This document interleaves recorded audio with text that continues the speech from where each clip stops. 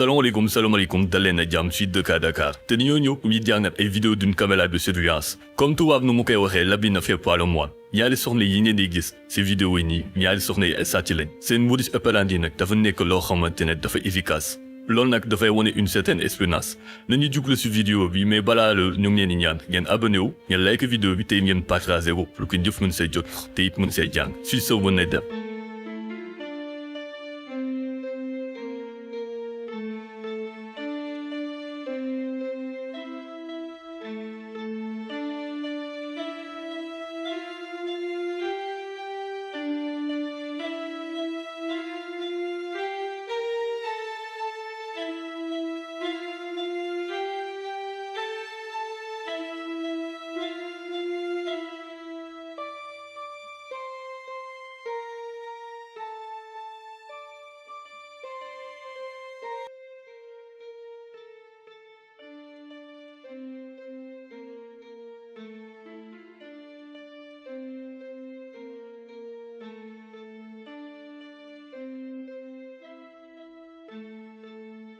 comme ni ngeen gisee mbir mi nii la demee ñaari soxna yi nag dañoo am stratégie bu rodé ku leen di sax xam ne yàgg nañ def lu mel nii comme ni ñu leen koy waxee saa su ne il faut toujours être en alerte peu importe la situation loolu su fekkee ne mënul nekk jëlee lépp loo xam te ne dafa am valeur nga teg ko à ta portée maanaam mu nekk sa wér